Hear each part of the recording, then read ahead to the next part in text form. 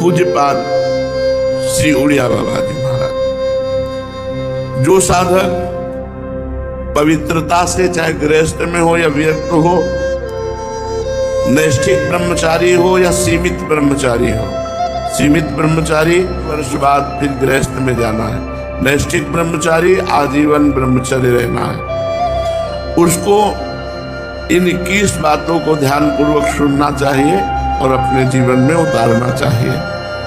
पहली बात ये समझ लो कि वीर, प्राण और मन तीनों का एक तारतम्य है।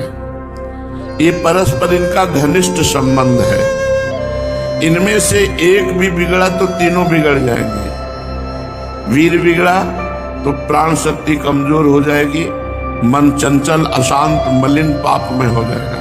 मन बिगड़ा तो आपके प्राण कमजोर हो जाएंगे, वीर स्तंभित करने की शक्ति नष्ट हो जाएगी, वीर रोकने की शक्ति नष्ट हो जाएगी। प्राण स्थूल हुए तो मन चंचल हो गया, वीर नष्ट। तीनों का घनिष्ठ संबंध है। इसलिए एक दृढ़ कर किसी एक को, तो आपका सब संभलना शुरू हो जाएगा। मन को श्री जी के नाम में लगा दो, या प्राण वायु का संशोधन नाम जप करते हुए करो, या ब्रह्मचर्य पर दृष्टि डाल दो। एक ठीक हो जाएगा तो तीनों ठीक हो जाएंगे। मन शांत हो जाएगा, प्राण सूक्ष्म हो जाएंगे, यदि ब्रह्मचर्य ठीक है तो। पहले ब्रह्मचारी को कब्ज से बचना चाहिए। बहुत सरल उपाय है कब्ज नष्ट होने का, इसका हमने वर्षों प्रयोग किया है। वो छोटी हर पीस लीजिए, मिक्सी में पीस लीजिए या सलबट्टा से पीस लीजिए, सहज पीस जाती है। उसको एक डिब्बे में रख लीजिए और इसबगोल की भूसी, एक कटोरी में 2 चम्मच इसबगोल की भूसी डालिए और 1 चम्मच या 1.5 चम्मच छोटी हर डालिए। दोनों को मिला दीजिए और पाउडर ऐसे थोड़ा मुंह में डालिए और दूध से ऐसे ऐसे करके फिर लीजिए, फिर डाल लीजिए। 2 बार में, 3 बार में, 1 बार में, जितने में आप आ जाए। और 250 ग्राम दूध, ज्यादा दूध, 250-300 ग्राम दूध ले लीजिए और इसको 1 हफ्ता लेते रहिए। अपने आप आंतों को सही करके कब्जियत नहीं होने पाएगी। मल अवरुद्ध होना ही ब्रह्मचर्य के स्तंभित करने में बहुत परेशानी हो जाएगी, क्योंकि वो गर्म और बहुत विकार युक्त होता है। जो कब्ज है कई रोग पैदा कर देती है। इसलिए ब्रह्मचारी को चाहिए कि प्रातः काल उठकर कम से कम 500 ग्राम पानी हल्का सा गर्म करके वज्रासन में बैठ करके धीरे धीरे 5-10 मिनट में पिया। फिर 200-400 कदम टहल करके फिर शौच जाना चाहिए।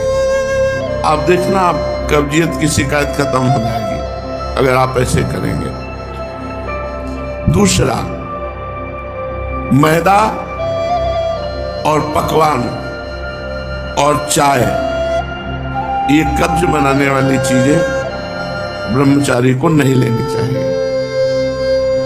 जब तक 50 की आयु ना हो जाए तो चाय पीना ही नहीं चाहिए, चाय की जरूरत ही नहीं है। 50 के बाद ठीक है, 50 वर्ष की आयु हो गई और उसके बाद थोड़ा शरीर गर्म करने के लिए लेने लगी, कोई बात नहीं। लेकिन जवान साधक को चाय आदि की जरूरत नहीं है बेमतलब में। कुछ साधक काफी, और ये सब चीजें उनकी हैं जो बहुत ऑफिस में काम कर रहे हैं, जग रहे हैं, थोड़ी चाय ले ली, फिर गर्म हो गए, फिर सेवा में लग गए। साधक को नहीं लेना चाहिए। ब्रह्मचारी को चाय, कॉफी, ये चीजें, कोई भी व्यसन नहीं लेना चाहिए। तीसरा, अत्यंत आवश्यक हो तो किसी को छुओ, नहीं छुओ मत।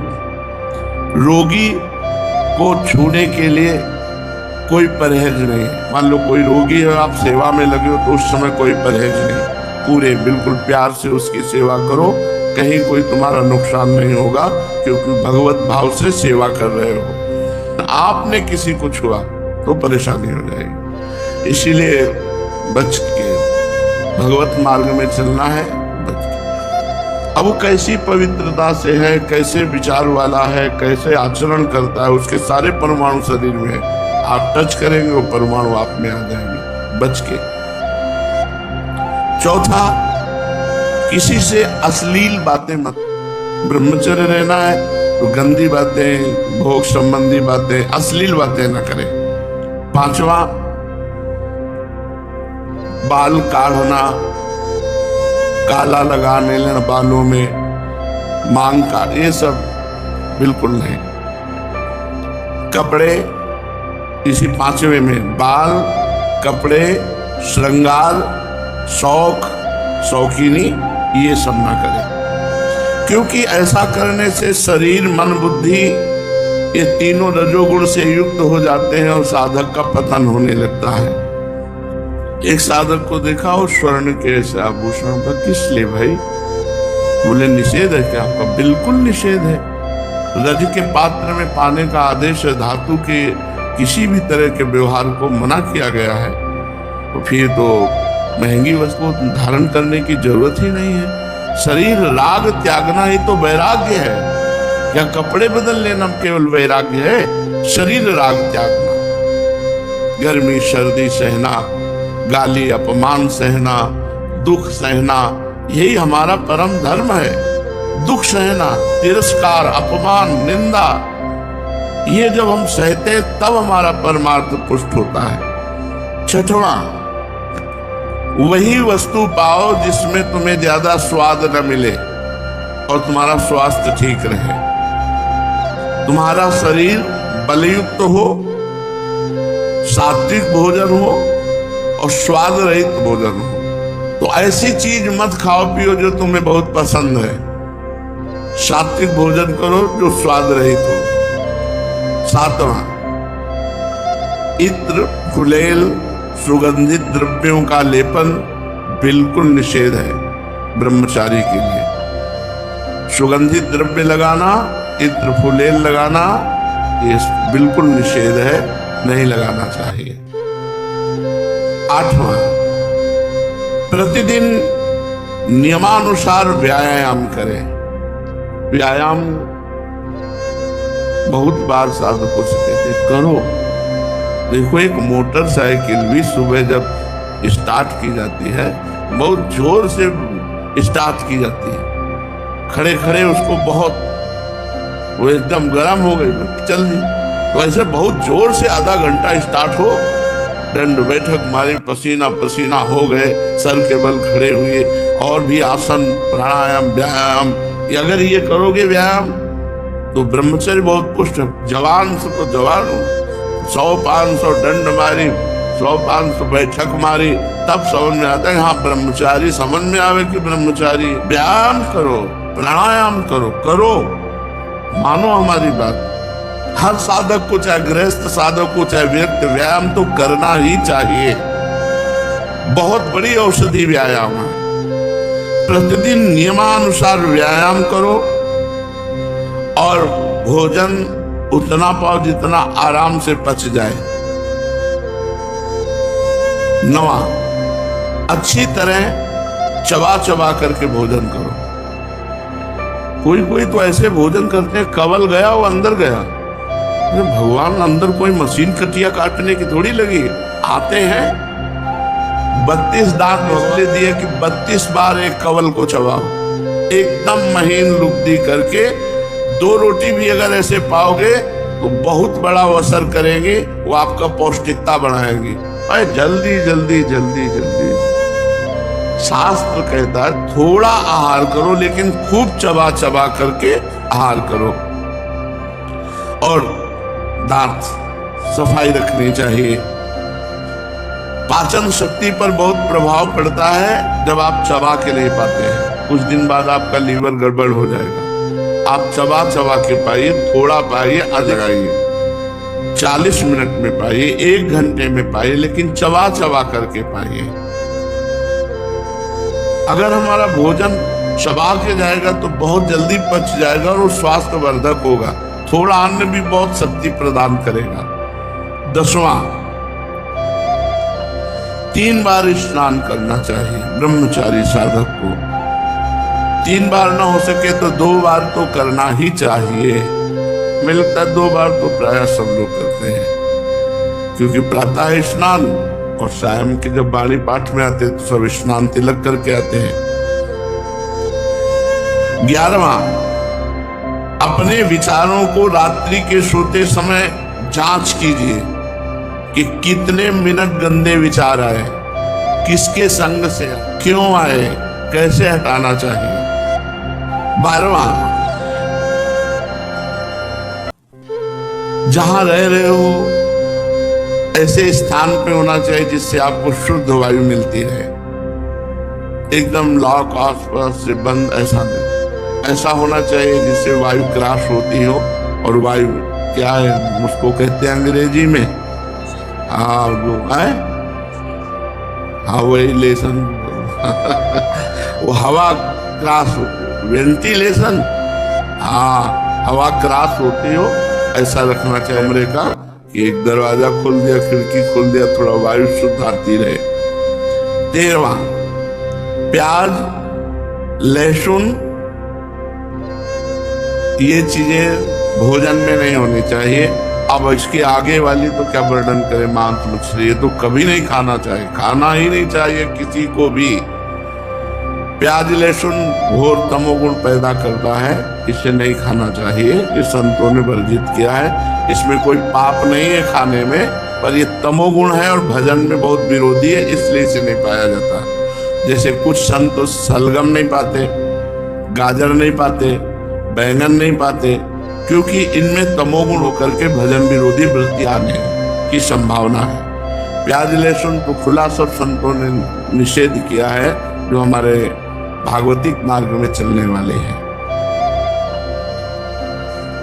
रात को रसेदार शाक या दही या छाछ नहीं खाना चाहिए रात के समय। ब्रह्मचर्य पालन करने वाले को इमली नहीं खानी चाहिए, किसी भी तरह की खटाई नहीं खानी चाहिए, अधिक तेल का प्रयोग नहीं होना चाहिए, लाल मिर्च नहीं होनी चाहिए, कोई भी गरम मसाला नहीं होना चाहिए। अरे बहुत बड़ा व्रत है ब्रह्मचर्य, ये अत्यंत आवश्यक है कि रात्रि में यदि आप दूध लें तो ना ठंडा होना चाहिए ना गर्म, बस ऐसे कोश आया होगा हल्का सा गर्म कर, और उसे पी के 30 मिनट टहलना चाहिए, तब शयन करना चाहिए। दूध पी के 30 मिनट टहलना चाहिए। 14वां, दोपहर के समय भोजन के बाद चाहे 15 मिनट ही विश्राम करना चाहिए।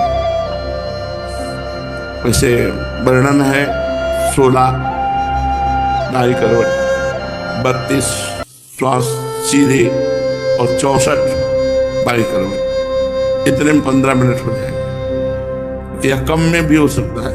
कम से कम भोजन के बाद 15 मिनट तो विश्राम करना ही चाहिए मध्याह्न में।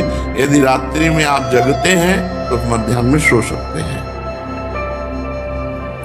सायंकाल के भोजन में बहुत सात्विकता होनी चाहिए, कोई भी गरिष्ठ पदार्थ नहीं होना चाहिए। सायंकाल तो बस मूंग की दाल और रोटी, 2 रोटी ले ली, मूंग की दाल ले ली, बस। अब शयन के समय 250 ग्राम आधा लीटर दूध हो गया, बहुत हो गया। अब देखो इतना सब खान पान है और ना तो शरीर में मांस है और ना चेहरे पे तेज है, तो खान पान का मतलब क्या, बहुत ज्यादा बोझा डाला जा रहा है। थोड़ा खाओ भी तेज जागृत होगा। 15वां, दिन में नहीं सोना चाहिए। अब ये अभ्यास किया है तो रात्रि में जगने पर भी दिन में नींद नहीं आती ही नहीं है। जैसे लेटे भी ना तो एक ऐसी सरसराहट में होती कि उठ के बैठ गए, कभी टहल रहे, पूरी दोपहर ऐसे कटती है। रात्रि में 8, 9, 11, 12 जगने के टाइम, ये 11 और 12 के बीच में, 8, 9 के बीच में शयन करना। मध्याह्न में 1 मिनट भी नहीं गिरे, अभ्यास योग युक्तेन चेतसा नान्य कामना, अभ्यास किया जाए तो हम हर विषय पर विजय प्राप्त कर सकते हैं। तो रात्रि में जो बहुत जगते हैं, मान लो सेवाएं हैं, पूरा का पूरा श्री जी का श्रृंगार करते हैं बच्चे, जो साधक संतजन, उनके लिए है कि आप 3 घंटे सो सकते हैं। रात्रि में बिल्कुल शयन नहीं हुआ तो दिन में आप आराम कर सकते हैं, सो सकते हैं। और जिनको रात्रि में 4 घंटे सोने को मिला, 5 घंटे, वो 15 मिनट विश्राम करके बस बैठ जाओ, इतना भोजन पाओ, 15 मिनट विश्राम किया, 16 श्वासें दाहिनी करवट, 32 श्वासें शवासन में सीधे और 64 श्वासें बाएं करवट में, इतने में आपका शास्त्रीय सिद्धांत से विश्राम मध्याह्न का हो जाएगा। 16वां, भोजन के पहले लघु शंका कीजिए, अच्छे से हाथ धोइए, पैर धोइए, हाथ धोइए, कुल्ला कीजिए, तब भोजन पाने जाइए। भोजन के तुरंत बाद लघु शंका कीजिए, इससे आपके शरीर में कभी गर्मी नहीं चढ़ेगी, पित्त नहीं बढ़ेगा, कब्ज नहीं बनेगी। और शयन करने के पहले लघु शंका करके फिर आप जाइए, जनेंद्रिय को शीतल जल से प्रक्षालित कीजिए। 17वां, 64 श्वासें बाएं करवट के बाद अगर आपको रात्रि में सोना है तो फिर दाईं करवट में तुरंत हो जाइए। बायां स्वर शीतल नाड़ी चलेगी, चंद्र नाड़ी, इससे आपको स्वप्न दोष नहीं होगा। आप देख लीजिए ऐसा करके। 16 श्वासें दाईं करवट, 32 शवासन, 64 बाईं। अब सोना है आपको तो तुरंत फिर दाईं करवट हो जाइए और दाईं करवट सोने का अभ्यास कीजिए। जो 18वां, रात्रि में पहली नींद के बाद जहां नींद खुल जाए दोबारा मत सोइए, बैठ जाइए आसन और जप कीजिए, भजन का अभ्यास कीजिए। ये जीवन भर रही है वाणी हमारे साथ, तो यही अभ्यास पूज्य पादुरिया बाबा की आज्ञा से, यही अभ्यास आज भी यही अभ्यास भगवत कृपा से है। तो इसीलिए 11 से 12 का जितने में नींद खुली, बस जहाँ घड़ी पे दृष्टि पड़ी 11 के ऊपर, बस बैठ, बराबर तो बैठ नहीं सकते, घंटा 2 घंटा, तो फिर थोड़ा 4 कदम टहले, फिर बैठिए। ये लड़ाई है, लड़ाई है, नींद से लड़ना, भोजन से लड़ना, काम क्रोध से लड़ना। भगवान के लिए हम इन सब सुखों का त्याग करते हैं जो लौकिक सुख है। रात्रि में निद्रा भंग हो जाने पर साधक को पुनः नहीं सोना चाहिए, नहीं तो स्वप्न दोष होने की संभावना है। साधक को चाहिए समाचार न सुने, टीवी न देखे, कोई सीरियल न देखे, अश्लील पुस्तकें न पढ़े, ये नहीं करना चाहिए साधक को। नहीं, हमें सब कुछ भूलकर अपने प्रभु की याद में डूबना, चाहे गृहस्थ हो चाहे विरक्त हो। विश्व किसी भी तरह का मनोरंजन न करे। कई प्रकार के सांसारिक खेल हैं, मनोरंजन न करें। मनोरंजन करने से सांसारिकता बढ़ती है, भजन की गंभीरता नष्ट हो जाती है। यदि आपको समय ऐसा है कि हमारे पास समय है 1 घंटा हम समय, तो आप कोई फुलवाड़ी लगा लीजिए, अगर जगह है उसको सींचिए, आप श्री जी के लिए जो वाटिका है उसकी सेवा कीजिए, सोनी लगा दीजिए, पोछा लगा दीजिए, दीवालों को साफ, मतलब किसी क्रिया में लग जाइए, मनोरंजन मत कीजिए। 21वां, किसी की निंदा मत कीजिए, किसी की समीक्षा मत कीजिए, ब्रह्मचारी है कि नहीं। और किसी भी सांसारिक उत्सव में सम्मिलित नहीं होना चाहिए। श्राद्ध है, पितृ तर्पण है, ब्याह है, पार्टी है, किसी भी तरह के इसमें नहीं सम्मिलित नहीं होना चाहिए। हमें सम्मिलित होना है भगवत भक्तों की, जहाँ लीला कथा हो रही भगवान की, उस सभा में। हमें सांसारिक संबंधों की सभाओं में नहीं। लो बाबा निमंत्रण है, आप आ जाइए ब्याह में। किसी के भी ब्याह में सम्मिलित होना, पार्टी में सम्मिलित होना, मुंडन के उत्सव में सम्मिलित होना, पितृ तर्पण आदि के, श्राद्ध आदि के, किसी में भी नहीं। किसी भी ऐसे उत्सवों में सम्मिलित नहीं होना जिनका संबंध सांसारिक क्रियाओं से है। ब्रह्मचारी उपासक को चाहिए कि बस केवल भगवत भक्तों के लिए भगवत चर्चा है, रसिक मंडली में या तन को नीके ढंग लगाओ, क्योंकि वहां आपकी वासनाएं नष्ट होंगी और भगवत आराधना होगी। पार्टियों में जाओगे, लोग ऐसे वैसे, रजोगुणी कपड़े, रजोगुणी भोजन, तुम्हारा बुद्धि चलायमान हो जाएगी। क्या हुआ? रसेंद्री का ही तो स्वाद है। अरे मारो, घाटी नीचे माटी, बस ऐसे 2 अंगुल जीभ का स्वाद है, यहां से गया खत्म, नरक। तुरंत उल्टी करो तो गंदा, और 6 घंटे रुक जाए तो गंदा ही गंदा। काहे को अपनी इंद्रियों को